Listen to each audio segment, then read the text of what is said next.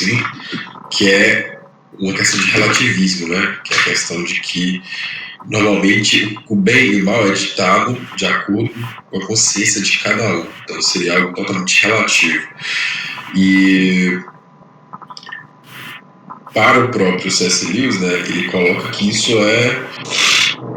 faz sentido algum, assim, porque quando você faz essa questão de, quando você olha o bem e o mal, assim, como uma questão relativa, né, você meio que assume com que a nossa consciência tem que ter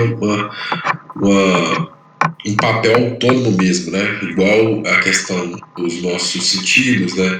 Nosso paladar, o nosso olfato, né? Tudo mais. E ele fala que isso não tem sentido algum, porque, por exemplo, a questão dos sentidos é algo realmente totalmente autônomo, né? Tanto que, por exemplo, você não consegue fazer, que é o exemplo que ele dá, você não consegue fazer com uma pessoa que está enxergando verde enxergar azul, por exemplo. Então, uma pessoa que está sentindo gosto de igual o sábio está passando muito isso, né? Você sentir gosto de cimento comendo um doce, por exemplo, você não consegue mudar isso na perspectiva da pessoa, né? É algo totalmente autônomo mesmo, né? Então, ele fala que quando você traz a consciência para fazer essa autônoma para esse papel de bem ou mal, não faz sentido algum, né? E ele também fala logo após a questão do próprio conceito de consciência, né? Ele traz a consciência como se fosse meio que o ativo, né? Que dirige a questão do bem e do mal. E ele fala que meio que normalmente, né, se pode ter dois significados, assim, quando você conversa com a pessoa, ela pode tratar o conceito de consciência como duas coisas diferentes. Uma delas seria, basicamente, poderia significar, né, entre aspas, a pressão do que é certo e errado e também aquilo que julga o que é certo e errado. Então, são duas perspectivas de conceito assim, meio que diferentes. E é até legal quando eu vejo esses dois conceitos assim, porque dá para relacionar muito, assim, pelo menos na minha cabeça, com a questão de bem e mal, assim, do sentido cristão mesmo, né? Porque tem gente que enxerga a lei de Cristo, né, e tudo mais, como a pressão mesmo, né, daquilo que é certo e errado, como se você tivesse pressionado naquilo e tal. E para mim, que eu acho que é o que mais as pessoas enxergam hoje, é essa perspectiva dessa forma e tal, que para mim não faz sentido algum, acho que é bem errado, mas ao mesmo tempo é bom, né, essa questão meio que cria um temor. E, enfim, é isso, né, que eu lembro dele falando sobre a questão da consciência mesmo em si. Depois ele fala sobre intuição também, só que aí a partir daí eu já não consegui ler. Só li mais a parte desse. Então, pegando de onde você parou, então, ele vai falar que intuição é o que eu entendo por raciocínio lógico. Então, assim, quando a pessoa ela pega premissas, né, afirmações que são verdadeiras e raciocina em cima disso para chegar em conclusões em um processo intelectual, onde você vai fazer um esforço mental para você refletir sobre aquele assunto, isso para ele é intuição. Então, o que C.S. Lewis chama de intuição, eu na verdade chamo de raciocínio lógico, ou de lógica. Intuição para mim é outra coisa. Intuição sábio, entendo como sendo uma inclinação para alguma afirmação ou para alguma ideia que não tem um fundamento na lógica. Então, para mim, intuição é meio que o contrário do que ele fala, né? Então, assim, para ele, uma afirmação intuitiva é algo, não é algo que simplesmente parte de uma inclinação sua. É algo que você raciocinou e refletiu em cima. Para você, a intuição e a lógica tá em sentido contrário? Mais ou menos. Porque, para mim, a intuição ela é uma inclinação que você tem sem pensar sobre aquele assunto a uma determinada conclusão. Já a lógica, o raciocínio lógico, é você pensar com as informações que você tem em um exercício mental, um exercício intelectual mesmo, para chegar numa conclusão. Então, isso é um raciocínio lógico. Por exemplo, eu posso ter a intuição de que o distributivismo é uma coisa boa para a economia. Mas se eu não conseguir suportar isso com nenhum argumento válido ou com informações, isso é uma mera intuição. Eu não adicionei o meu trabalho intelectual e o raciocínio lógico para chegar nisso. Agora, se eu disser, eu acho que o distributivismo é ruim, e aí eu der argumentos para isso, explicar as razões econômicas e éticas, aí sim, é um raciocínio lógico. Então, vai existir uma divergência aí nesse conceito nosso, entre meu e do C.S. Lewis, mas eu vou usar o meu conceito aqui, por isso que eu estou explicando, para ficar mais fácil para eu explicar. Eu não concordei com esse sentido de, menos o básico eu peguei lá, eu não tinha concordado também, não. Pois é. E aí, ele vai falar um pouco sobre autoridade. E assim, uma coisa que ele fala que é muito verdadeira é que a maior parte do nosso conhecimento, ele é originário de autoridades. Porque se nós tivéssemos que fazer o raciocínio lógico e coletar todas as informações para agir, né, e para chegar nas conclusões e nas ideias que nós temos, nós não conseguiríamos ter nem 5% de todo o conhecimento que nós temos hoje. Né? Inclusive, a sociedade humana ela evolui no conhecimento justamente porque as pessoas, justamente porque existem autoridades. Então, você tem uma pessoa que estudou ou que tem tem um conhecimento tácito naquele assunto a vida toda, de forma que ela se torna um especialista naquilo, e nós podemos chamar essa pessoa então de autoridade naquele assunto. E aí essa pessoa chega para você e fala, ela te dá uma opinião e você leva a opinião dela a sério. Você toma aquela opinião como se fosse uma verdade. Então, a maior parte do nosso conhecimento é desse tipo. É um conhecimento que provém de autoridades e nós acreditamos na autoridade. Se nós tivéssemos que ser especialistas em tudo, seria impossível. Então, é justamente por isso que ele aponta aqui essa forma de adquirir conhecimento como sendo muito importante. E aí ele vai começar a falar sobre preceitos morais. Aí, uma das coisas aqui que ele fala, que eu acho que talvez na igreja anglicana, na luterana e na igreja católica vai existir uma concordância, mas eu acho que nas denominações protestantes, evangélicas mais novas, talvez exista uma discordância, é sobre preceitos morais, porque ele vai dizer o seguinte, que os preceitos morais, eles não devem ser objeto de discussão racional, isto é objeto da intuição, né, segundo o conceito dele, de forma clássica e livre.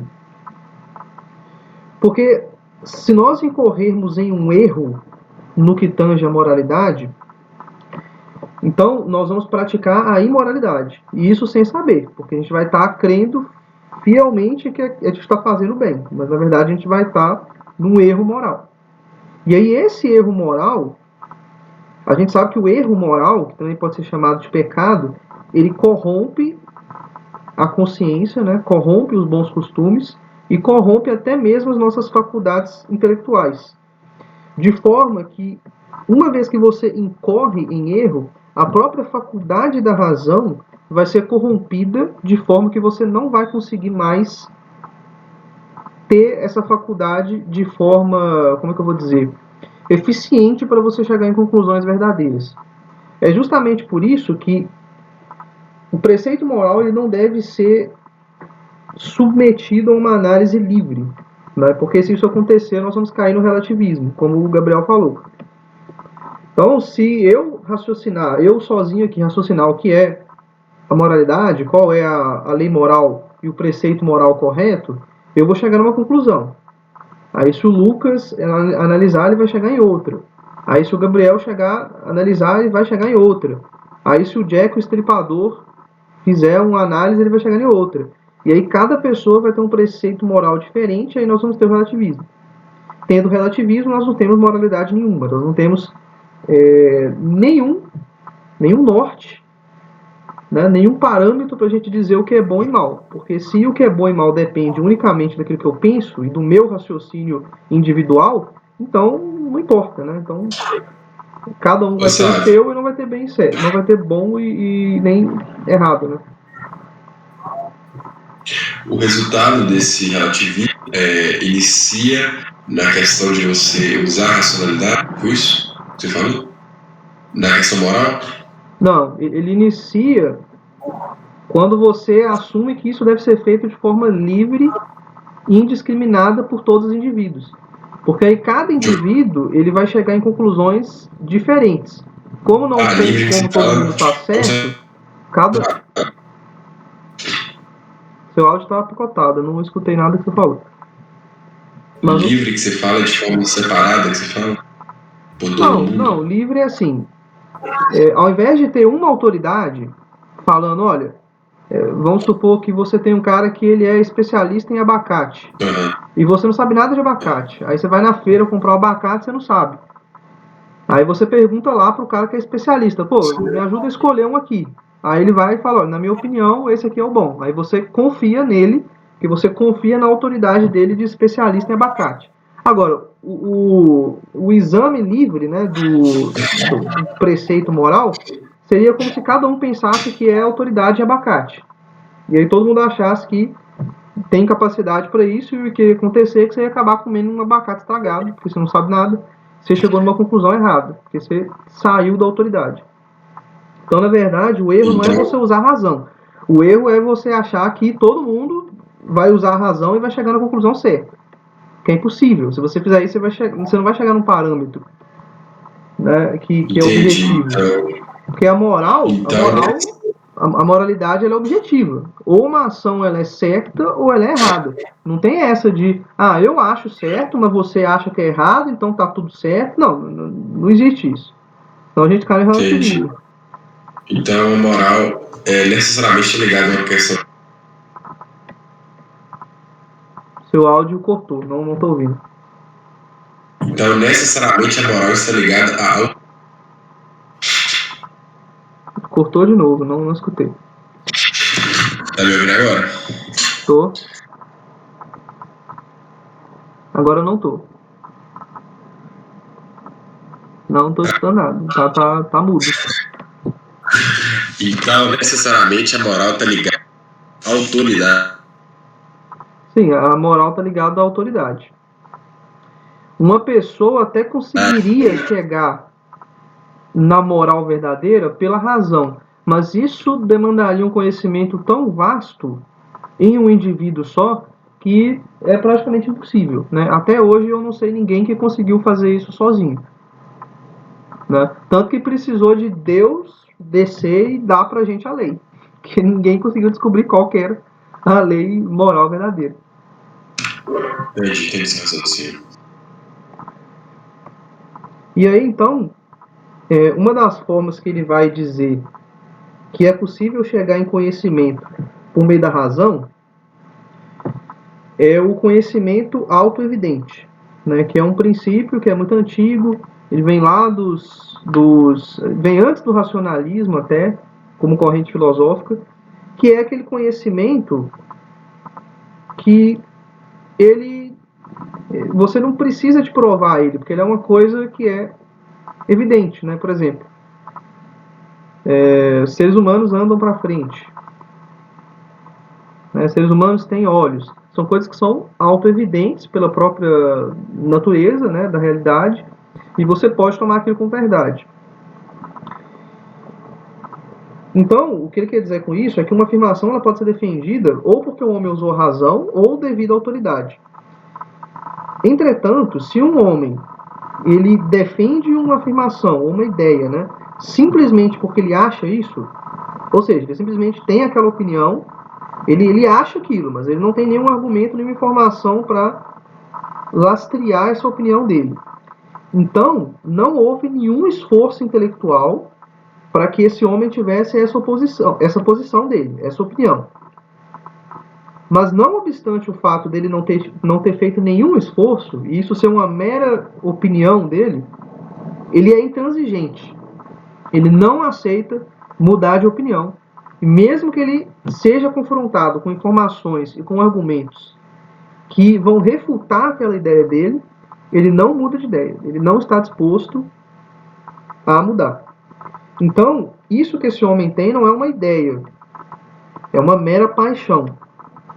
E aí o C.S. Lewis vai dizer, então, que isso que esse homem tem não é intuição. Porque intuição, no conceito do C.S. Lewis, é raciocínio lógico.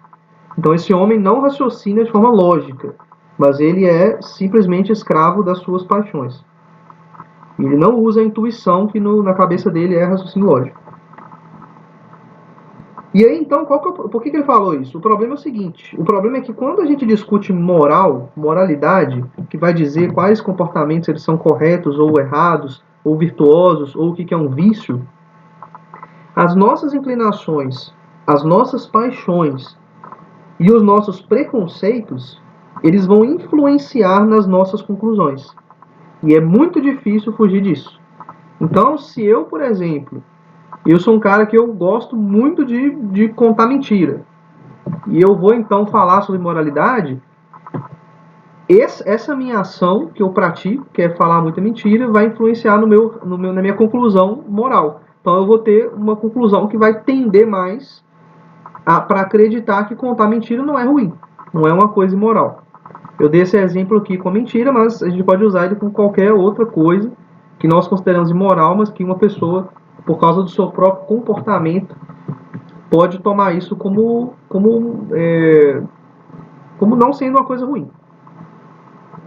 E é isso que o C.S. Lewis quer dizer. As nossas inclinações e as paixões, elas vão influenciar a nossa conclusão moral se a gente fizer ela de forma individual. Isso ele fala em qual página? Qual o quê? Qual página que ele fala isso? Ah, não sei não, irmão. Não, tá de boa. Você tá pedindo demais. Entendi. É porque eu tava pensando que isso bate muito com um site bem básico, né? Mas o óbvio também às vezes fica escondido, né? Mas eu percebo muito isso, cara. As pessoas, em geral, elas têm uma mania de meio que encaixar a vida dela na Bíblia,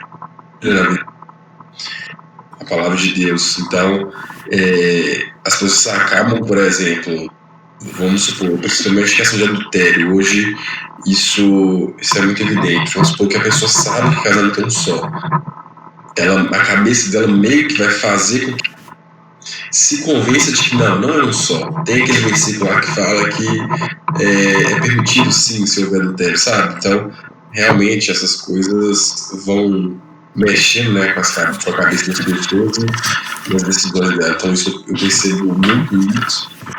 E versículo que tá errado, né? basicamente... Versículo que tá errado, né? Uma tradução errada. Na verdade, isso, só é permitido se o casamento for nulo. Seria uma tradução verdadeira.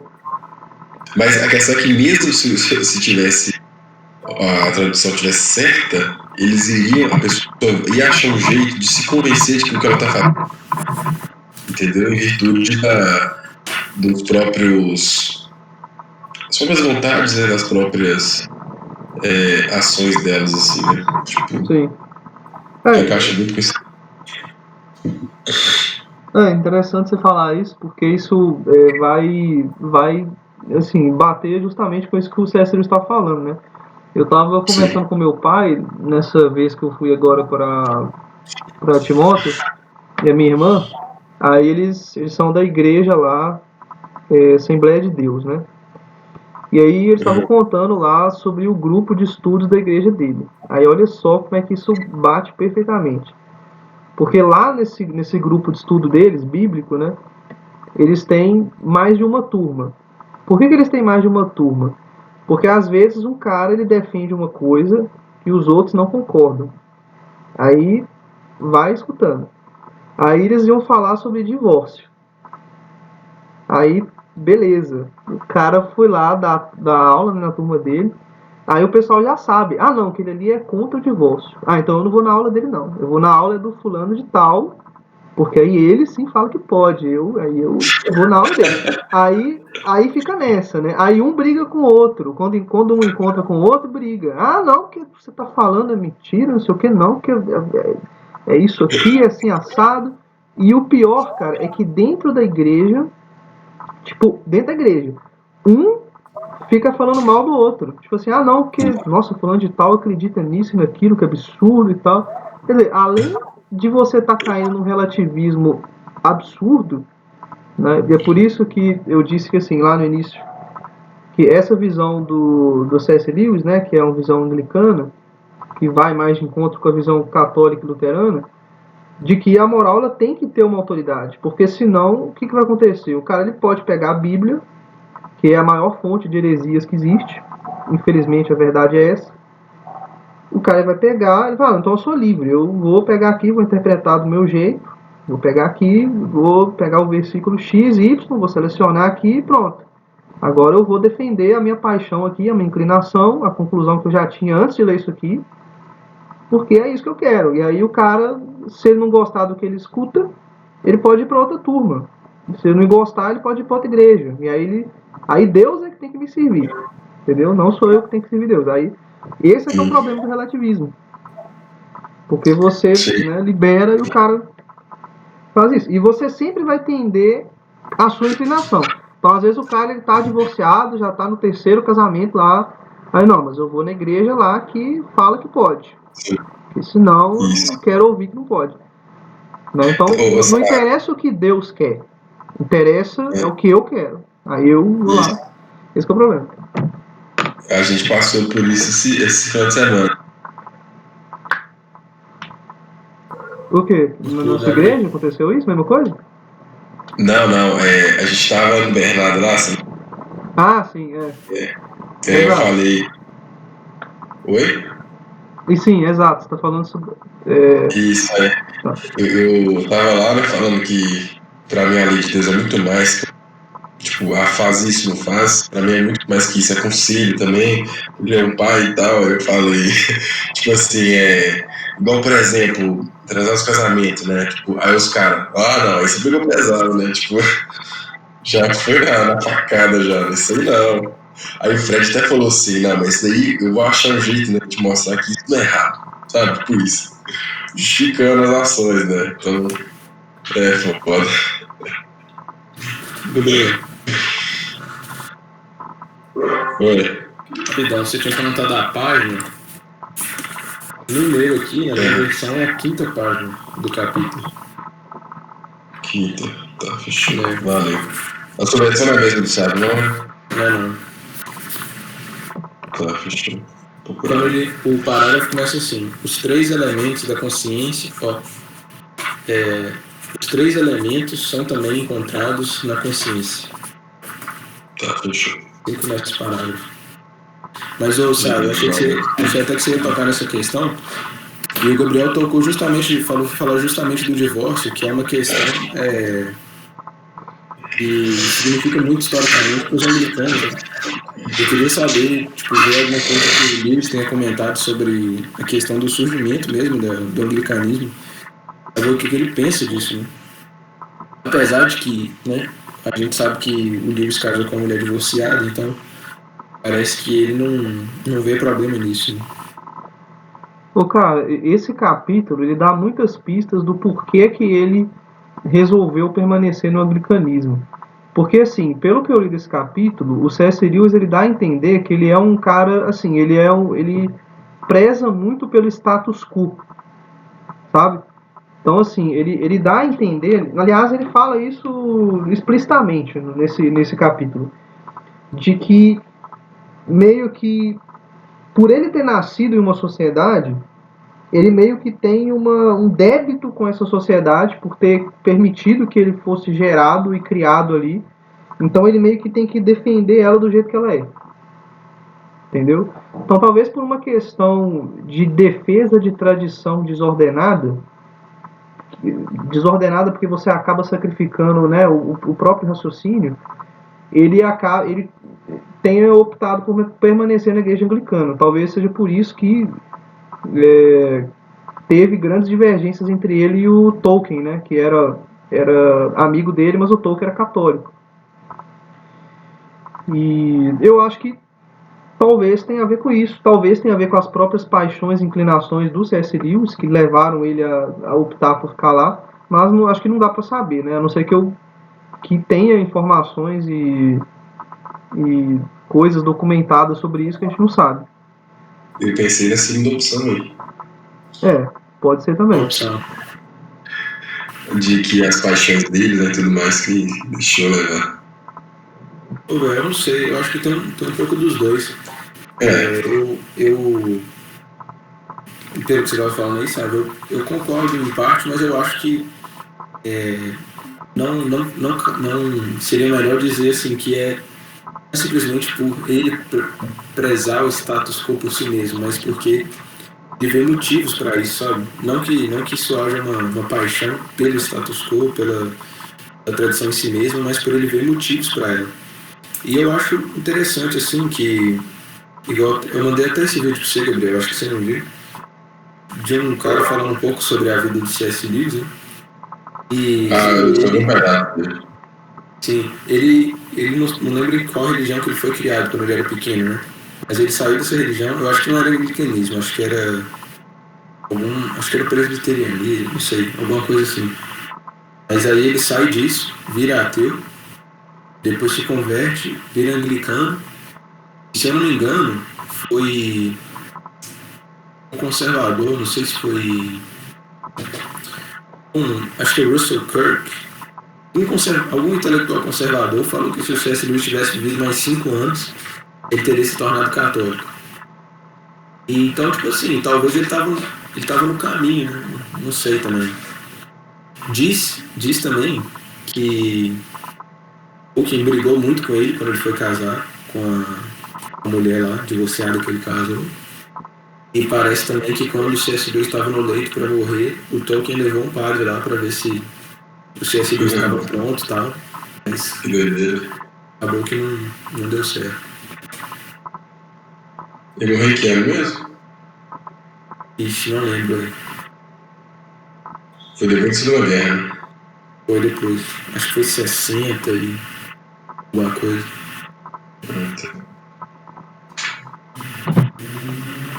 Eu não falei que pode haver motivos porque assim, eu não conheço ele, né? Não posso julgar o cara aqui. Mas tô falando que eu consegui entender aqui das ideias dele. Mas assim, nesse capítulo, cara, eu não sei se é porque a tradução foi ruim, ou se é isso mesmo que ele escreveu, eu achei que ele foi muito vago em várias coisas. Tem algumas conclusões dele aqui que eu não concordo, e eu vou falar um pouco sobre elas. Assim, a partir desse momento aqui, uma vez que ele tem explicado isso, ele vai começar a falar dos pacifistas. Deixa eu só falar um negócio antes de você falar disso aí. Fala. Isso aí, na verdade, que você falou, dele ser um pouco vago, acho que é aquilo que eu e o Gabriel tínhamos sentido nos outros capítulos também. De que ele fala de um assunto assim, que às vezes desperta muito interesse, só que ele estende isso em 2 parágrafos. E se tem perguntas para fazer, queria que ele se estendesse mais para poder perguntar, mas ele vai dedicar 2 parágrafos àquilo e logo em seguida vai adiante, né? E outra coisa é que muitas vezes também ele vai... não sei se essa crítica talvez seja um pouco pesada, mas muitas e muitas vezes ele fala assim, eu penso, eu acho, não sei o quê, tipo, e às vezes a gente queria uma resposta mais pronta, né? Tipo, é isso, é aquilo, não sei o quê. Eu concordo, mas ele mesmo no livro fala várias vezes que ele não é especialista em algumas coisas, né? Que ele vai dar, tipo, a opinião dele. Então isso aí faz até sentido. Mas é justamente por isso que eu vou discordar aqui de algumas coisas. Ele vai começar a explicar, né, a posição dos pacifistas de que a guerra não serve para nada, né? Ele tenta resumir dessa forma, mas na verdade a posição dos pacifistas é que a violência não serve para nada, né? Porque a violência não deve ser usada em nenhuma hipótese. Então, a guerra é simplesmente uma consequência da violência no entendimento dos pacifistas. Então já começa aí, porque mesmo que ele tente fazer isso para tentar deixar mais simples e mastigada a ideia para as pessoas que leem, isso é perigoso, porque você pode acabar não entendendo a real intenção daquela pessoa que você está analisando. E aí ele vai apresentar suas contestações. E assim, eu sou contra o ponto de vista pacifista também. Eu não sou contra o uso de violência em todas as hipóteses. Muito pelo contrário, eu acho que a violência deve ser usada em várias hipóteses, várias situações, mas somente em legítima defesa. Então, se ele simplesmente explicasse esse ponto e se estendesse nele, já seria suficiente. Mas ele dá várias voltas, indicando que não é isso que ele pensa, muito provavelmente ele defende algum tipo de violência ofensiva, e ele deixou vago por causa disso. Mas, todos os exemplos que ele dá para tentar justificar que a guerra é uma coisa útil são de guerras defensivas. Então, primeiro que ele não coloca esse conceito, né? Ele não diferencia guerra defensiva e guerra ofensiva. E isso já me deixou desconfiado, muito provavelmente porque defende algum tipo de guerra ofensiva. Porque se você divide, você fala, olha, eu sou contra a guerra ofensiva, que é quando você inicia violência contra pessoas pacíficas, mas eu sou a favor da guerra defensiva, que é quando você se defende de um agressor. E aí você inicia uma guerra, mas é claro que se você não iniciar a guerra, você vai simplesmente ser subjugado por um opressor, por um ditador, e você vai se lascar de toda forma. Então, não defende outra pessoa também? Foi? Você falou do caso da guerra que vem até você, né? Mas digamos que a guerra está indo para outra pessoa, tipo na Ucrânia agora. Putin ataca a Ucrânia. Você acha que seria uma guerra legítima também, algum país atacar a Rússia por causa disso? No caso seria outra guerra defensiva, né? Mas... Sim, seria legítimo se houvesse um acordo, né? Primeiro que eu sou anarcapitalista, né? Eu acho que o Estado nem é legítimo, então para mim não deveria ter. Mas, por exemplo, se houvesse um acordo, vamos supor que a gente está falando de entidades privadas, né? Vamos supor que o Estado fosse entidade privada. Se houvesse um acordo, olha, se A me atacar, C vai me defender de A. Né? E existe esse contrato, e for uma guerra defensiva, né? Então é perfeitamente legítimo. Então, nesse caso, seria legítimo, sim, você, por exemplo, um país atacar a Rússia se ele tiver um trato, né, de proteção com a Ucrânia, por exemplo. Supondo que os países se comportem como... Aliás, eles se comportam, né, como entidades jurídicas independentes. Então, na verdade, todos os exemplos que ele dá é de guerras defensivas, né, mas ele não deu nenhum exemplo de guerra ofensiva. Que seria esse exemplo da Rússia seria um exemplo de guerra ofensiva, né? A Rússia agredindo a Ucrânia, no caso. Mas tipo assim, a gente sempre tem que pensar na guerra como indivíduos contra indivíduos, né? Porque, tipo assim, não é a Ucrânia que está sendo agredida como o Estado. O Estado é formado de pessoas. Na verdade, o Estado russo está agredindo indivíduos ucranianos. E da mesma forma, se você retaliar e agredir pessoas pacíficas que estão na Rússia, que muitas inclusive são contra a guerra, você também estaria cometendo agressão desmedida. Mas numa guerra total, né, que o Rothbard e o Hopper explicam muito sobre isso, né, como que a guerra ela evoluiu de uma guerra entre exércitos privados, né, os exércitos do rei, os exércitos estatais eram tipo exércitos privados, para guerras totais, né. O Estado ele pode convocar qualquer um. Assim, a Ucrânia chegou lá e falou, nenhum homem pode sair daqui agora. Todo mundo agora é parte do exército. E aí a guerra, ela adquire uma escala colossal, uma escala totalitária. Fruto do Estado moderno. E aí, então, ele vai dizer, então, olha, que existiram guerras úteis. Então ele faz isso, ele não define o que é uma agressão, não define o que é uma guerra defensiva, não define o que é uma guerra útil, também não define isso, então todos os termos que ele usa são vagos e sem definição. E aí, então, como ele deixou vago, eu truco essa afirmação dele, de que existiram guerras úteis. Eu acho que todas as guerras são inúteis, mas eu não sou pacifista. E é por isso, então, que aquela definição que ele deu antes não faz sentido, de que a guerra não serve para nada. Né? Como se essa fosse a posição pacifista. Não, a guerra não serve para nada. O ideal é que não existisse guerra, o ideal é que não existisse conflito. A guerra e o conflito eles são inúteis e eles podem ser resolvidos sem violência. Mas isso não deslegitima o uso da violência. Esse é o ponto. Porque se a violência ela for usada em defesa, em legítima defesa, quando alguém te agride, ela é legítima. Agora, o conflito em si, ele é inútil, porque a pessoa não deveria ter te agredido em primeiro lugar. E é para isso que existe a lei. A lei vai definir, então, quem está certo e quem está errado no conflito. Então, eu digo o contrário de C.S. Lewis. Eu digo que todas as guerras foram inúteis. Mas, ô, sabe, isso daí, essa questão que E eu você não acho falou que é uma aí, confusão de conceito, não. Eu acho que ele defende guerra ofensiva e por isso ele usou termos vagos. E é por isso que eu estou discordando aqui. sim. Agora, tirando um pouco pro lado de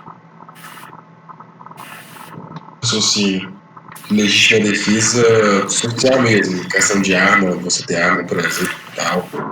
Todo esse raciocínio que você fez é pensando numa questão cristã ou uma questão mais social, assim, sabe? Tipo, não social, mas a questão mais legal de lei. Não, eu estou falando do ponto de vista ético e lógico. Aqui o C.S. Tá. Lewis não está usando nenhum princípio cristão para justificar o ponto dele. Nessa opinião dele aqui. Entendi. Ah, beleza. Show. Só me explica de novo a contradição que você viu aí. Você falou que ele define o pacifismo de uma certa forma, depois uma resposta que não Porque ele define o pacifismo como uma afirmação de que a guerra não serve para nada. Tipo assim, a guerra ela é inútil em si mesma. E aí o contraponto dele vai ser que existiram guerras úteis. Só que aí todos os exemplos que ele dá de guerras úteis são guerras defensivas, se você ver lá no livro. Não tem nenhuma guerra ofensiva. Então, assim, o conflito em si... Então, primeiro que o ponto de vista do pacifista não é esse, né? Isso faz parte do ponto de vista dele, mas o pacifismo em si é a defesa da não violência. Eles acreditam que o uso de violência é ilegítimo, em todos os casos. Eu não, eu digo que a violência é legítima em defesa. E aí, então, nesse sentido, a guerra defensiva vai ser justificada, mas isso não torna ela útil, porque a guerra em si, ela é inútil, ela não deveria existir, porque a agressão em si não deveria existir. Só que talvez ele não tenha colocado isso porque ele defende algum tipo de guerra ofensiva, que no caso envolveria agressão. Então, nesse sentido, para mim, todas as guerras foram inúteis. Só que isso não deslegitima o uso de violência. Então, eu não estou tendo ponto de vista pacifista, mas ao mesmo tempo eu não acredito que a guerra é útil. Você acha que mesmo a guerra defensiva ela não é útil? Não, porque guerra é o conflito. Então, assim, se A agrediu B, você tem uma guerra. B está empreendendo uma guerra defensiva. A está empreendendo uma guerra ofensiva. Mas a guerra é o conflito em si. E ele não está usando aqui... E ele está falando da guerra como conflito em si. Aqui. Quando ele diz que existiram guerras úteis. Então, assim... todo exemplo que ele dá é de guerra defensiva. Então, para mim, ficou vago o termo. Então, eu estou dizendo que, na verdade, o conflito em si, a guerra, ela é inútil.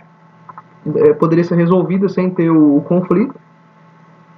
Principalmente quando ela toma ares desproporcionais, né? Com exércitos estatais e etc e tal. Então, esse é o meu ponto. Eu tinha entendido que ele estava falando utilidade, mas não no sentido que você está falando. Achei que ele estava falando utilidade no sentido imediato. De, por exemplo, evitar o mal maior, por exemplo, ou igual ele fala aqui, né? Se a Europa ser germanizada em 1914 seria um mal, então a guerra que evitou que a Europa fosse germanizada seria útil, ou seria justificada, né? Eu entendi que ele estava falando de utilidade nesse sentido imediato, assim. Então, mas aí ele deu um exemplo de guerra defensiva. Né? No caso, você seria se defender do exército nazista. Mas a guerra em si não é útil. A guerra só vai trazer destruição. Mas é lógico que você tem que se defender do exército que te invade. Que empreende a guerra ofensiva. Então, na verdade, ele tentou justificar a guerra, mas ele justificou a defesa. E o meu ponto é que a defesa que é legítima, não é a guerra. E aí uma das coisas que ele vai colocar para tentar fazer um contraponto à afirmação que ele fez do pacifismo é que a única oposição à utilidade da guerra é a especulação histórica.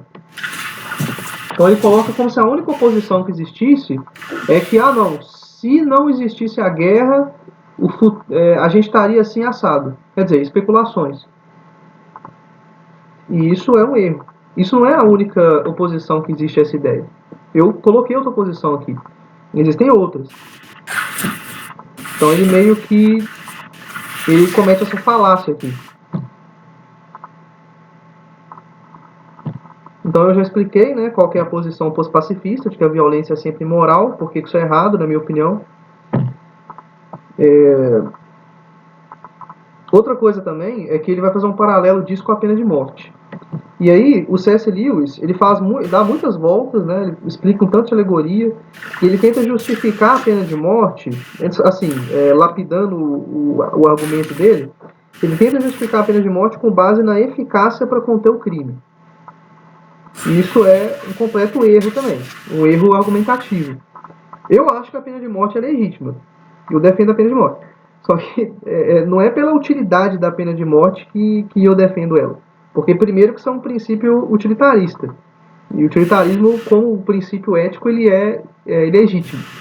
Porque se você tivesse que esperar para você ver a utilidade das suas ações, você deveria não agir. Porque qualquer ação sua pode resultar em consequências ruins. E aí, então, você pode estar cometendo imoralidade. Então, a ética e a moral tem que ser sempre deontológica. E ela tem que ser sempre a priori. Ela tem que ser antes da ação. Você já tem que saber se a ação ela é maligna ou benigna. Então, você não pode definir a validade, né, a legitimidade do uso da pena de morte com base na sua eficácia. Na verdade, o objetivo da pena de morte nunca foi esse. Nunca foi conter o crime. Nunca foi nada disso. A pena de morte ela é um princípio ético no qual a pessoa perde o direito à vida, porque ela viola o direito à vida. E eu entendo dessa forma, a forma clássica. Então, assim, a pessoa cometeu um crime contra a vida, um crime hediondo, ela não tem mais alegação de direito à vida, porque ela mesma não respeitou o direito. Então, se a pessoa perdeu o direito à vida, não importa. Se qualquer pessoa matar ela, essa pessoa não é culpada de crime. Então, nesse sentido, a pena de morte ela é legítima, mas eu não vou, é lógico que eu não vou defender que o Estado tenha direito de aplicar a pena de morte, porque o Estado simplesmente vai aplicar naquilo que os políticos querem, né? E vai dar errado. Ô, Sávio. Fala. Vocês estão me vendo, não? Não. Tá no Instagram. Como que você relaciona a ética com a moral cristã, assim? Como é que você faz? Cara, você tá precisando pouco, você tá mudo, não tô te escutando. Tá me ouvindo agora? Tô.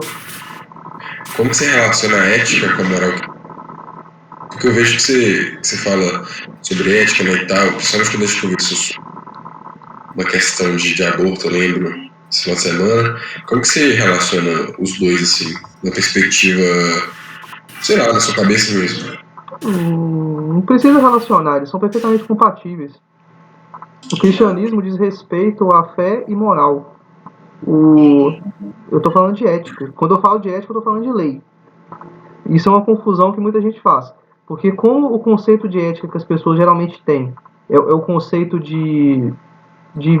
assim, do que é certo e errado, isso na verdade é moralidade. Quando eu falo de ética, eu estou falando de lei. Estou falando do que é permitido um ser humano fazer e o que não é permitido.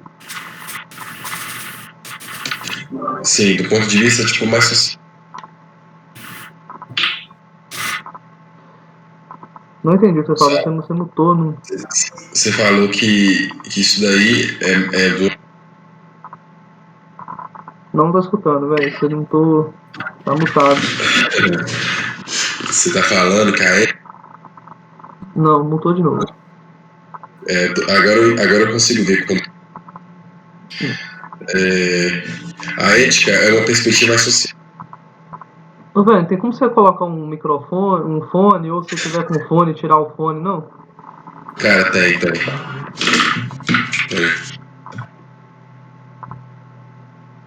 Pode continuar.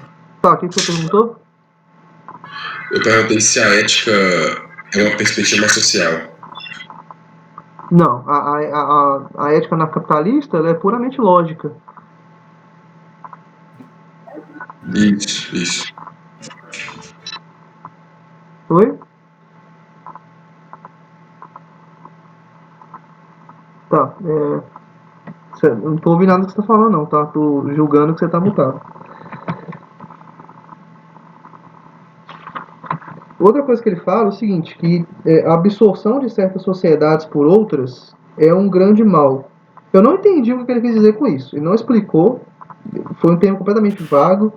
Eu não sei se aqui ele está falando contra o imperialismo, o colonialismo. Sinceramente, eu não consegui entender o ponto de vista dele aqui. E ele não explicou também de forma que eu conseguisse entender. Eu achei que ele estava falando das guerras que ele mencionou anteriormente aí. Pode ser mesmo, verdade. Que ele fala de Xerxes, dos romanos. Aí eu acho que ele está se referindo à questão cultural, entendeu? Às vezes uma cultura inferior é mais forte e mais consegue vencer uma cultura que é inferior, sabe? Que é mais desenvolvida culturalmente, etc. E pode acontecer, por exemplo, de a cultura que conquistou a outra não valorizar os bens que ela tem e, sei lá, tacar fogo nos livros, por exemplo. Acho que ele tá falando desse tipo de coisa. Faz sentido. Acho que é isso mesmo. Aí ele vai falar um pouco sobre ética materialista, né, e os erros dela. E a perspectiva de que, segundo o materialismo, a morte e o sofrimento eles são os maus maiores que existem. Porque como só existe essa vida, o sofrimento dessa vida, né, o mal nessa vida é a pior coisa que existe. E aí está o erro, né? Porque tem coisas que são piores do que a morte. Tem coisas que são piores do que o sofrimento. Né? No meu ponto de vista, aliás, eu poderia dizer que no ponto de vista católico, o sofrimento ele pode ter até um aspecto bom se você nesse sofrimento tiver unido a Cristo. Então você pode, esse sofrimento ele é a sua cruz, né, que Nosso Senhor fala. Então você na verdade negar a sua cruz ou você ofender a Deus é um mal maior que a morte ainda, porque na verdade isso traz uma morte e não é uma morte material, é uma morte eterna. Essa questão de... Estão me ouvindo? Tá ok? Sim. Show. Essa questão de negar aí, né, a Deus e tudo mais, vocês acham que ficar em cima do muro significa uma negação também? Depende, cara. Se você tá em cima do muro porque você genuinamente não sabe e você ainda não tem informações, apesar de você buscar, então eu acho que é legítimo. Agora, se você fica em cima do muro porque você sabe, mas você tem medo de defender a verdade, ou porque você não sabe, mas você tem preguiça de estudar, então aí você tem culpa. Entendi. E vocês acham que isso é política? Não entendi o que você falou. Você acha que isso se relaciona com uma perspectiva política também? Eu acho que se relaciona em quase tudo na sua vida. Em qualquer área no qual você sabe a verdade, é virtuoso que você defenda a verdade. Porque, por exemplo, se a gente vê, né, que, por exemplo, trazendo essa perspectiva mais atual, né, todo esse arcabouço de esquerda que eles falam é a mentira, né, e eu não defendo, eu estaria negando a Deus, tipo, a minha fé, se eu sei, né, da verdade, não defendo, fico em cima do muro, não falo nada, por exemplo. Cara, é difícil de determinar. Cada caso é um caso. Assim, eu diria que se fosse uma coisa onde você tivesse que dar a sua opinião e você se abstém, ou você fica em cima do muro, ou você se omite, ou você foge, aí sim seria um pecado de omissão. Mas por exemplo, se você não é obrigado a isso, se a situação e as circunstâncias não são favoráveis, talvez seja prudente, por uma questão estratégica, você não falar para você adotar outra estratégia, né? Então ao invés de falar numa sala com 200 esquerdistas, eu vou mandar mensagem para um cara ali que eu vi que pode mudar de ideia, e aí eu prefiro ir de pessoa a pessoa, conversando, né? Então assim, depende, né? Tem circunstâncias e casos. Entendi. Eu nem pensei. Travou, né? Agora voltou. Eu nem pensei numa perspectiva de. Mas foi numa perspectiva, tipo assim, de não dar opinião mesmo. De não expressar, tipo assim, voluntariamente.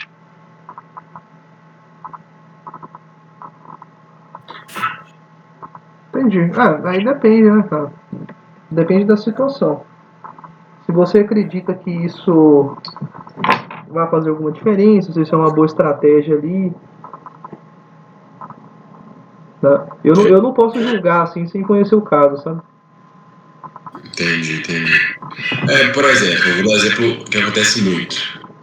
Você não postar, sei lá, no Instagram algo que você sabe que é mentira, por exemplo, e que as pessoas compartilham como se fosse verdade, tá? Isso acontece muito.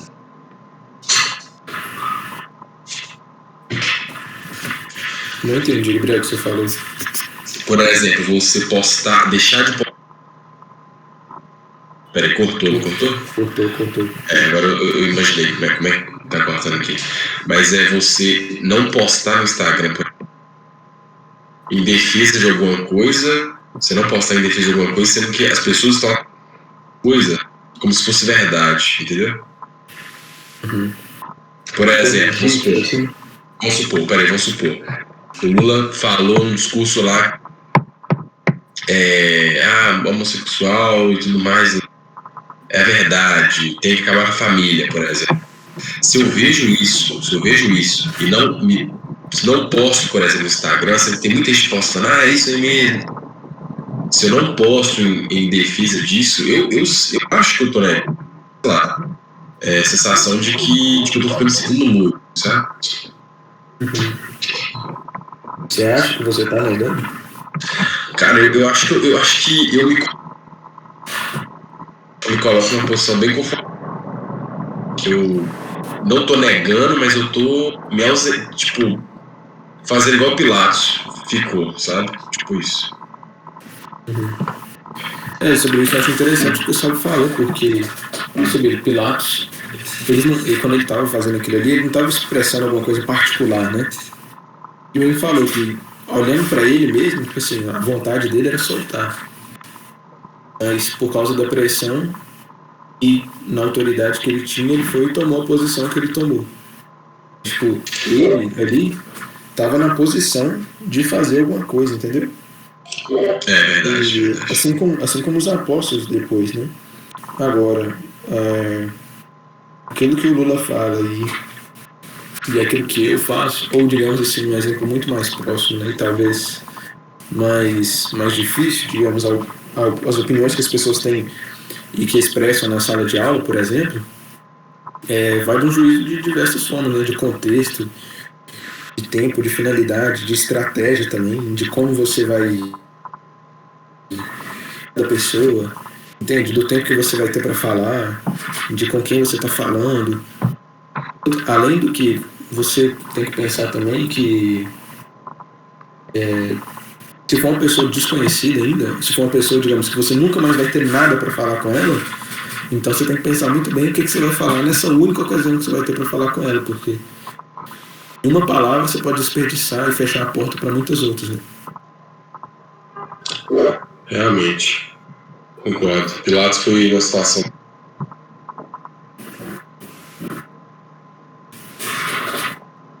Agora cortou, Gabriel. Não, eu só concordei com você mesmo. Meu fé. Outra coisa também que o C.S. Lewis fala tipo assim, uma crítica, né, aos planos que existem para acabar com o sofrimento dentro desse raciocínio dele, né, da ética materialista.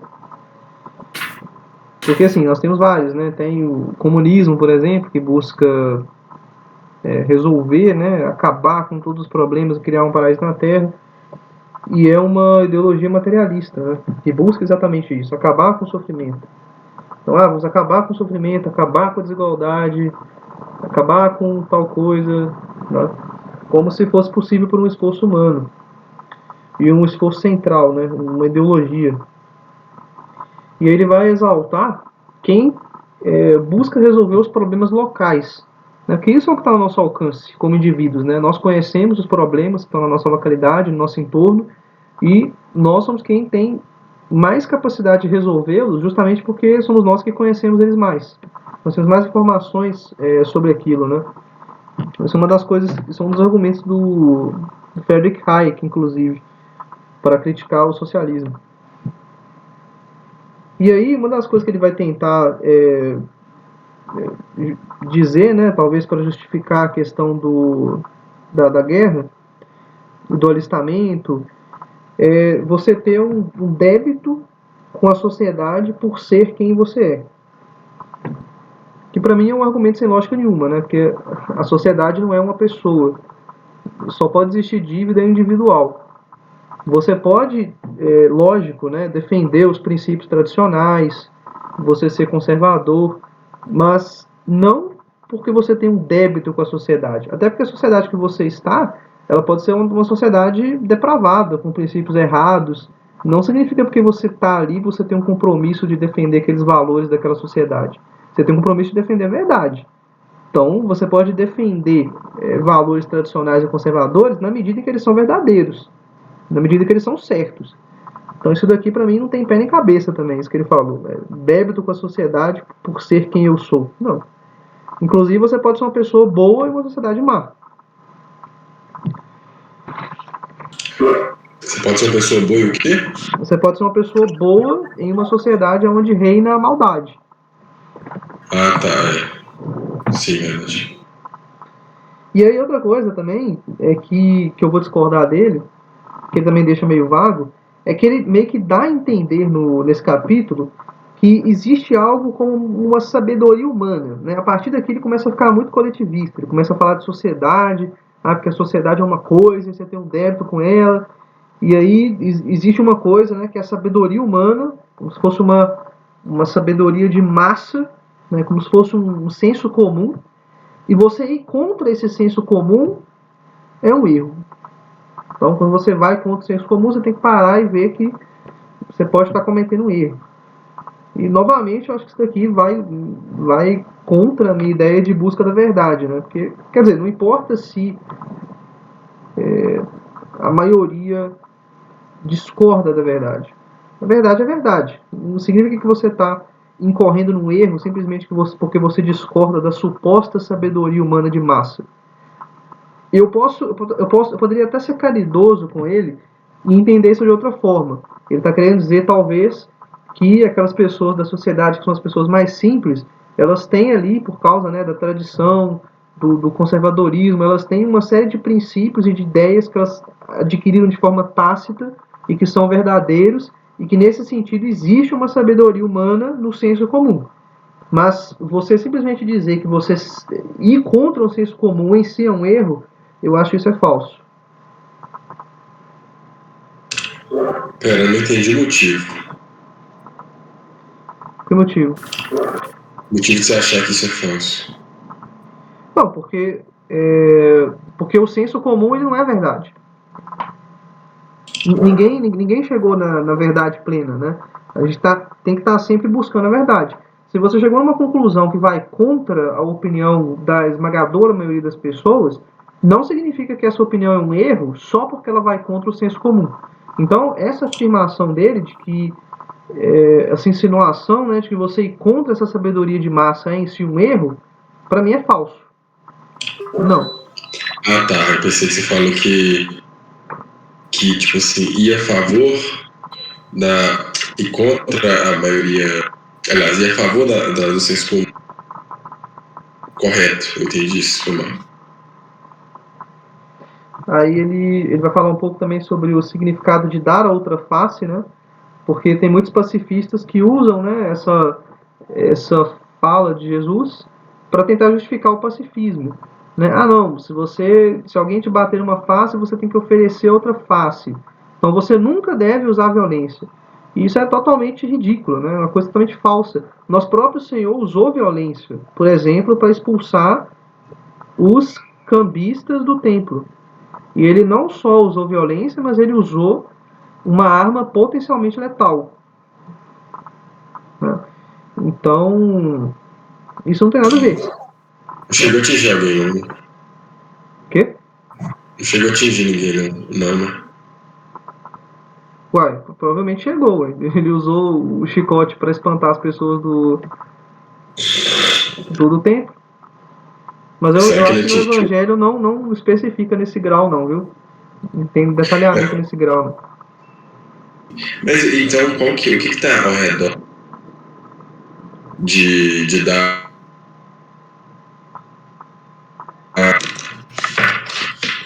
Então, aí o C.S. Lewis ele vai explicar que dar outra face é aquilo que tange muito mais a ofensa à sua própria pessoa do que o uso da violência em si.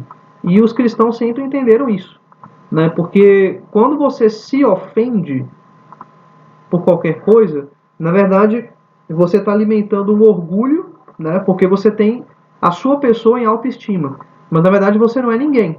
Porque se o nosso próprio Senhor foi humilhado, ele foi difamado e ele foi morto, quem é você? Você não pode ser maior do que Deus. Então, esse é o significado de dar outra face. Se alguém te ofende, se alguém ataca a sua pessoa, pô, seja manso, seja humilde. Né? Não seja orgulhoso, né?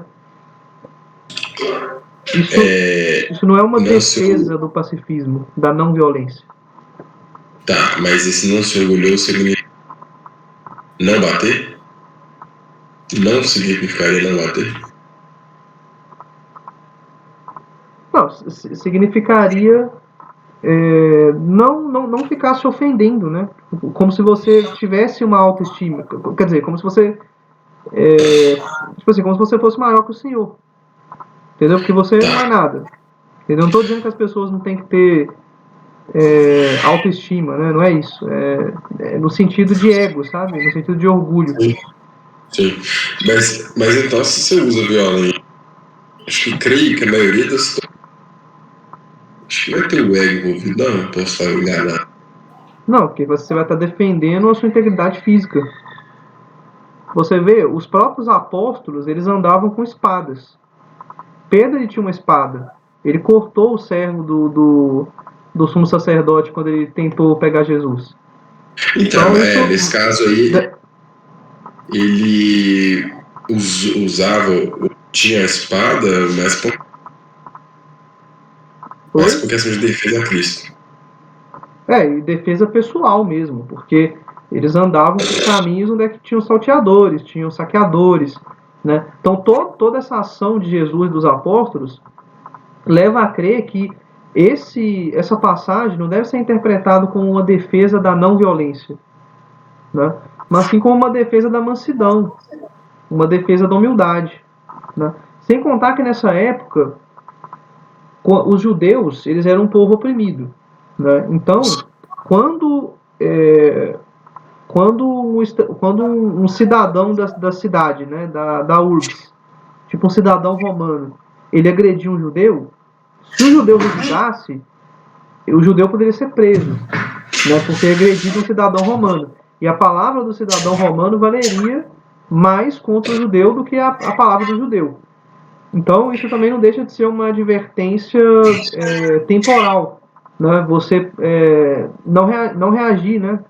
No caso de um agressor te bater nesse caso. Né? Mas a gente não tem como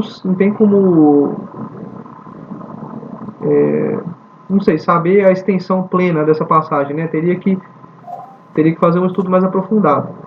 Mas o que o C.S. Lewis falou gira em torno disso, da questão do orgulho. Cara, eu confesso que eu vou ler sobre isso.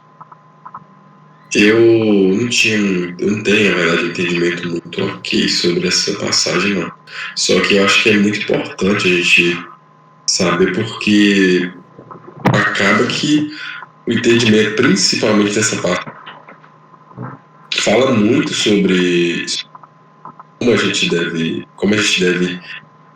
usar a violência ou não usar, mas direcionar o nosso posicionamento disso. Então, vamos ver se eu vejo algumas coisas sobre isso. Como que você pegou o seu entendimento sobre esse versículo?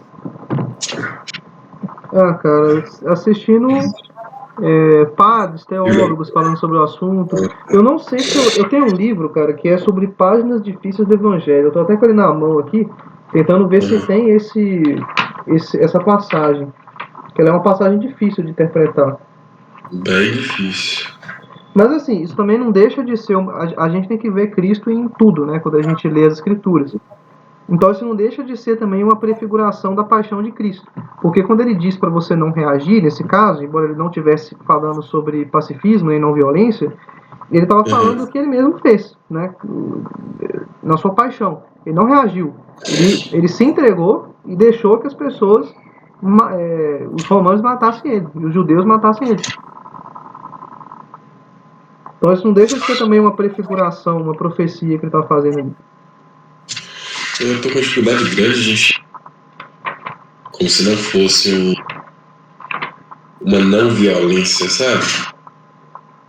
Não, mas se fosse, então Jesus não podia ter usado violência. E os apóstolos também não poderiam carregar espadas. Não tem como. Não, é porque, tipo assim, os apóstolos carregarem até que pode fazer um certo sentido em defesa a Cristo, sabe? Sei lá. Porque, por exemplo, aparentemente, o que eu tinha como ideia de usar ou não a violência, permitir usar, pelo menos vou pegar essas passagens, no meu entendimento, era poderia usar a violência em casos de desrespeito a Cristo, sabe? Algo que fosse contra a Deus. Aí você pode usar a violência, sabe? Contra aquilo que realmente que é legítimo. A única coisa que seria legítimo. Cortou seu áudio. A única coisa que seria legítimo usar a violência seria se você visse alguém desrespeitando a Deus ou desrespeitando, sei lá, alguma coisa assim, entendeu? Não, mas de forma nenhuma. Não é isso não. Vou dar uma lida sobre isso depois. Cara, tanto que assim, Jesus, ele não veio para revogar a lei. Ele veio para levar a lei à sua plenitude. Se você vê o que era a lei judaica, eles tinham prescrições que iam a favor da legítima defesa. Inclusive, se você até mesmo matasse um homem que fosse assaltar a sua casa, você não era culpado de sangue. Estava na lei judaica. Então, se o bandido, por exemplo, na sua perspectiva sobre esse entendimento do assunto, se alguém viesse aqui em casa, assaltasse e eu matasse, tudo bem? Se estivesse assaltando a sua casa à noite, sim. Tudo bem. Como é que é? Se estivesse assaltando a sua casa à noite, sim, tudo bem. De dia não? Não, se tá de dia, você tá vendo ele, depende da circunstância, né?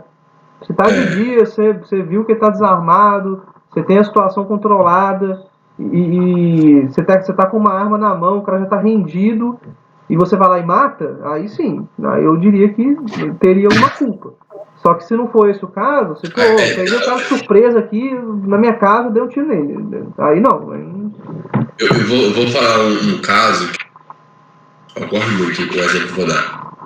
O cara tá de moto, assalta você andando, assaltou você, o cara segue com a moto pra frente, te roubou.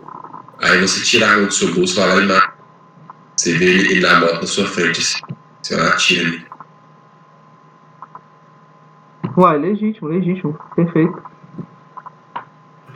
Mesmo ele ter esse. Mesmo ele ter.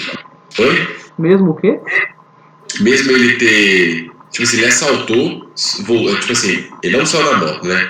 Você tá andando, o cara chegou de moto, parou você, falou, passa tudo aí. Você passou, ele colocou no bolso, ligou a moto não, né? Mas acelerou Só que na hora que ele acelerou, né, que ele virou as costas, você pegou a arma da cintura e atirou nele. Você entendeu a situação? Entendi. Ah, tá. Tá, já. Pra você seria de boa. De boa. Você tá recuperando os seus pertences ali usando violência proporcional para adquirir a propriedade que é sua. Isso do ponto de vista cristão mesmo? Não, cara, isso não é do ponto de vista cristão. O cristianismo, ele não existe para trazer a verdade no que tange a justiça e a segurança. Ele existe para trazer a verdade moral. Então, assim, você tem que rezar pela conversão do ladrão. Você tem que amar ele o suficiente para que ele seja salvo. Né? Agora, isso não implica em você ser uma geleia. Isso não implica em você simplesmente falar, não, então beleza, eu não vou reagir a nada. Se um cara entrar aqui na minha casa e comer a bunda da minha mulher, eu não vou fazer nada, porque eu tenho que dar outra face. Não, isso não existe, cara. Não é assim. Entendi. Então, assim, a defesa legítima, ela é totalmente válida. Você repete o que você falou aí? Você falou que a lei cristã não veio para... Não, o cristianismo, Cristo, ele não veio para nos trazer a verdade em todas as áreas do conhecimento. Ele não veio para trazer a verdade na matemática, ele não veio para trazer a verdade na medicina, ele não veio para trazer a verdade na justiça e na segurança. Entendeu? O que é justiça e segurança, o que nós vamos definir como a lei, é um raciocínio que nós temos que fazer. Né? Jesus ele não estava lá fazendo deliberações acerca da justiça ou da legitimidade da pena de crucifixão. Né? Ele simplesmente foi lá e foi crucificado. Né? E ele obedecia às leis dos romanos, ele obedecia às leis. Então ele não veio para isso. Da mesma forma, se você pegar lá, por exemplo, São Dimas, que morreu do lado de Jesus na cruz, ele, né, que foi salvo, ele virou e falou, não, mas a nossa punição que a gente está recebendo aqui, ela é justa pelo que a gente fez. Então ele disse isso, né? Então Cristo veio para trazer a verdade quanto à justiça? Não, Cristo ele veio para trazer a verdade da fé e moral. Tá. Da fé e da moral. Entendi. Porque isso é o que a gente precisa para chegar no reino dos céus. Entendeu? Porque Cristo ele veio para salvar as pessoas. Não é para que você tenha a plenitude do conhecimento da justiça. Para isso aí você tem que estudar direito, tem que estudar lei, tem que estudar ética. Ah, tá. Então, Só que hoje... é claro que assim, a moral cristã e a fé, elas podem influenciar na lei, mas na lei positiva. Né? Agora, a lei... Não seria uma imposição moral? Não se você concordar com ela. Eu acho que é uma imposição se o Estado impõe, mas aí eu já estou entrando no meu ponto de vista aqui, né, libertário. Ah, tá. Entendi. Por exemplo, eu acho que o Estado impor que as pessoas sejam proibidas de usar maconha é uma imposição ilegítima. Mas se eu morar num condomínio fechado, onde é que eu concordo com a lei de não usar maconha lá, e as pessoas que moram lá concordam, então não é uma imposição, então a gente concorda. Então, então isso que isso é que é a lei positiva, né? Isso é o que não tange os direitos naturais do homem, vida, propriedade e liberdade. Então aí a lei, a moralidade, né? E o cristianismo e a fé podem influenciar nisso. E é totalmente legítimo, né? Porque o ser humano, nós demandamos por leis positivas. Porque a lei negativa somente, né? Vamos supor que a lei fosse só o ser humano tem direito à vida, propriedade e liberdade e você não pode violar isso. Se fosse só isso, já daria para viver numa sociedade boa. Não vou mentir. Mas a gente demanda leis positivas. A gente demanda regras de convivência, né? Que a gente tem que obedecer para viver melhor em sociedade. Só que é aquilo que eu falei, isso não pode ser imposto, né? Qual que é o sentido de um político lá que eu nem votei, que o cara nem deveria ter poder sobre a minha vida e impor isso sobre mim? Nenhum. Entendi. E Uma coisa, é a questão que é muito discutida hoje, que é a questão de gênero. Como que você enxerga o Questão de quê? ensino, a questão de gênero? Como que você enxerga essa questão? Ensino das escolas, né, e tal, quanto a gênero, assim, porque hoje, antigamente, né, nunca teve ensino tão abrangente, né, digamos assim, que é meio que falando para o aluno, ou nem sei de matéria exatamente, mas falando que ele pode ser homem, ele pode ser mulher, ele pode ser trans, ele pode ser do que lá, do que lá. Você concorda que... Como você enxerga essa questão de gênero? Como que deveria ser ensinado, digamos assim? Você deixaria o seu lado cristão sobrepor nesse caso? Né? Eu sou a favor de que o dono da escola ele decida o que ele vai ensinar lá. Se ele quer ensinar ideologia de gênero e os pais querem colocar a criança na escola que ensina ideologia de gênero, o problema deles, né? Eu colocaria o meu filho lá. Mas é lógico que dentro da minha ideia não deveria existir escola pública, né? Mas como as escolas públicas já existem, o que a gente faz? Eu prefiro que nas escolas públicas seja ensinada o que é mais próximo da virtude e do cristianismo. Porque se as crianças elas forem ensinadas coisas que são imorais e erradas, como o próprio C.S. Lewis falou, isso vai corromper o raciocínio delas, né, e a mente, de forma que elas nem vão conseguir depois contemplar a verdade e ter a possibilidade de tomar decisões certas. Show. Então, se você olhar esse modelo que existe, tirando o modelo CAP, né, e tal, tirando esse modelo que você acredita, então, você concordaria em um ensinamento direcionado a...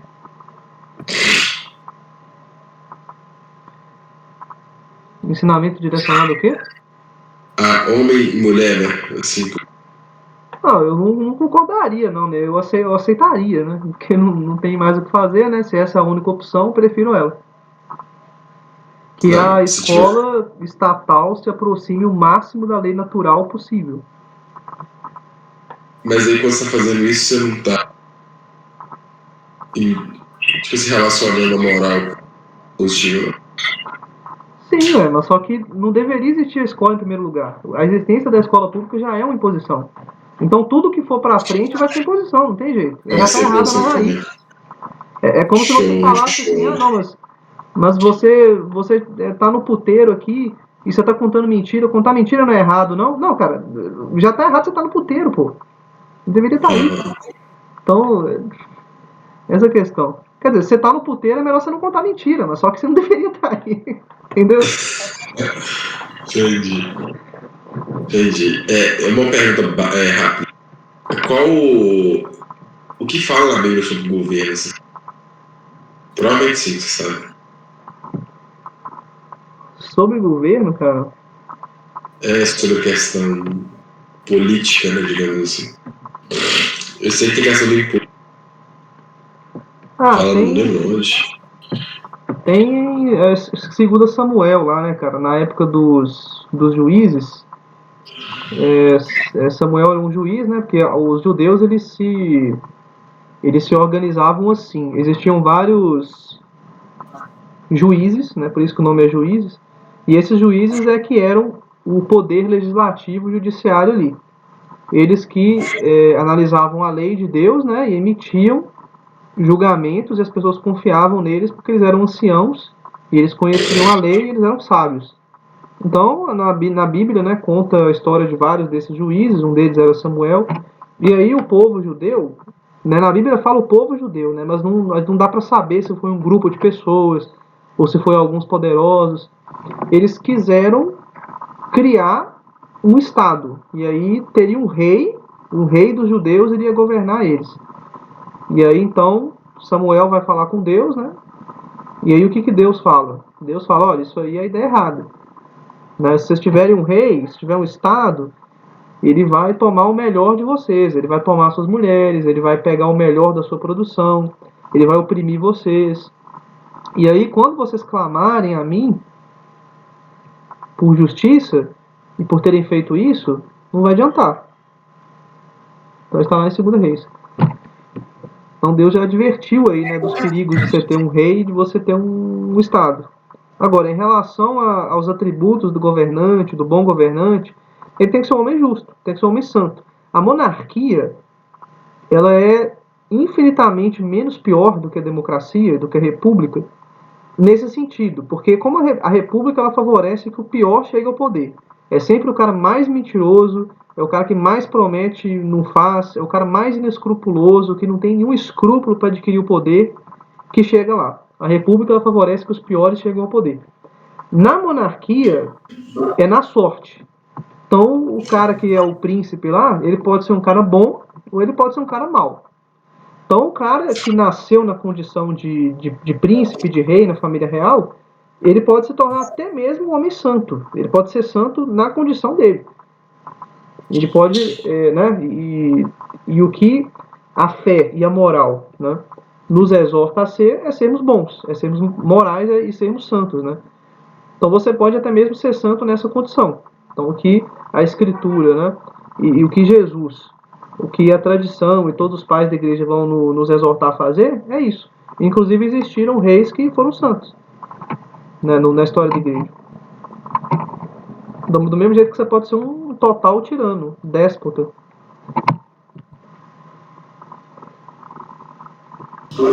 Entendi.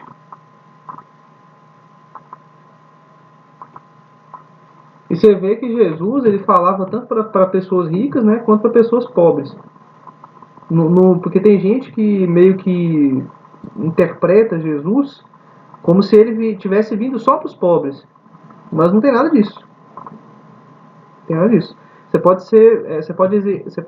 ser santo, né, na sua condição, desde que você não exerça um trabalho, uma profissão que seja imoral em si mesma, né, seja antiética em si mesma. Sei lá, não dá pra você ser uma prostituta santa. Não dá pra você ser, sei lá, um carrasco santo, né? Porque a sua profissão, intrinsecamente, ela é má. Né? Quer dizer, não é que ela é pecaminosa, né? Nossa, entendi.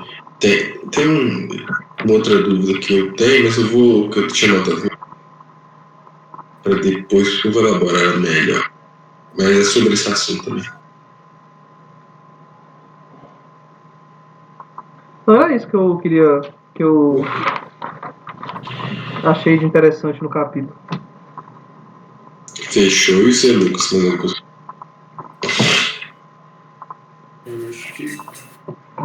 O cara, no livro aqui não tem essa passagem de Jesus. Tem muitas outras interessantes, mas não tem essa. Como é que é essa? Não entendi. No livro aqui que eu falei, que chama Páginas Difíceis do Evangelho,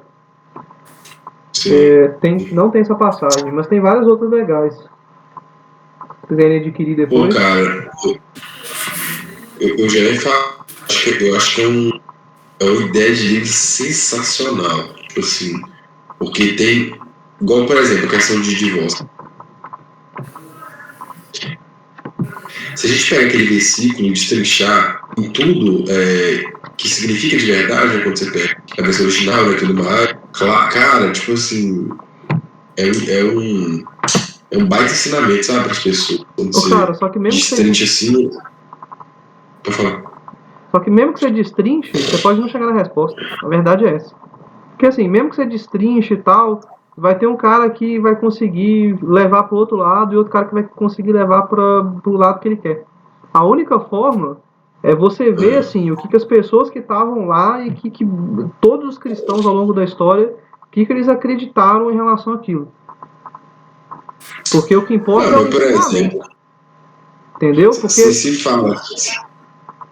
se fala que a palavra é fornicar e ponto, não tem discussão, sabe? Tipo assim, não é a mesma coisa, sabe? Muda total sentido da fazer. Você não tem que fazer. A não ser que você mude o sentido da palavra. Mas aí é uma baita covardia, né? Não faz sentido. Mas enfim.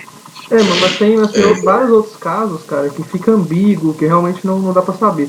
É só com a tradição da igreja que você consegue saber, olha, todas as comunidades primitivas, elas entenderam isso aqui, e os discípulos dos apóstolos, eles entendiam isso, então não tem erro, é isso aqui, esse é o ensinamento, né?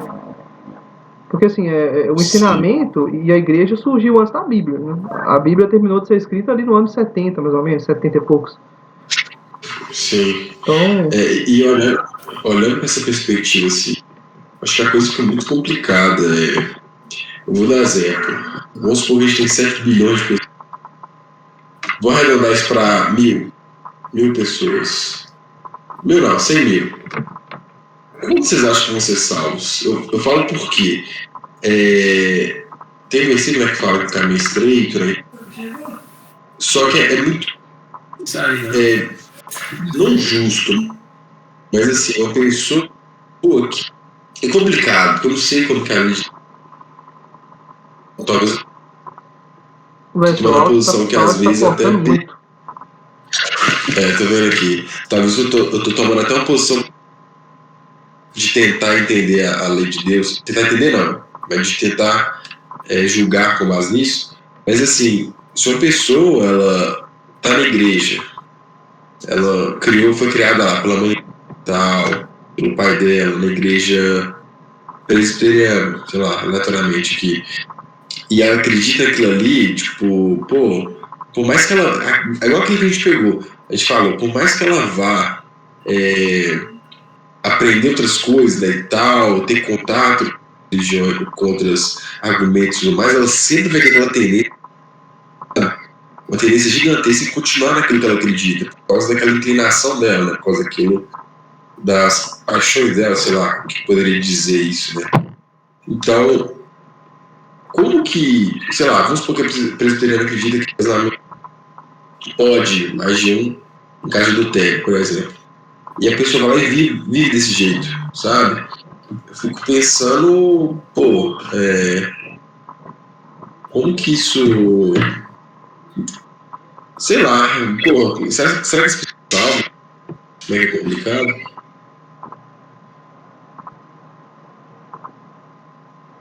Entendeu?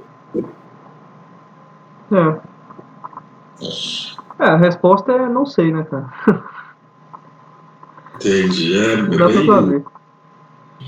É bem complicado, tá? Mas enfim,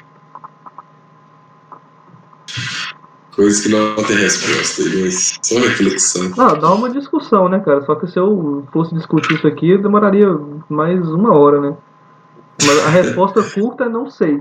Mas tem mais do que isso. Entendi. Show de bola, então. Encerra por aqui? Se quiserem comentar mais alguma coisa no capítulo e tal. Acho que não tem mais nada pra falar, cara. Você tem, Lucas? Ou não? Eu também não. Show de bola, então. Ficamos assim, então? Parar de gravar aqui, então. Fechou.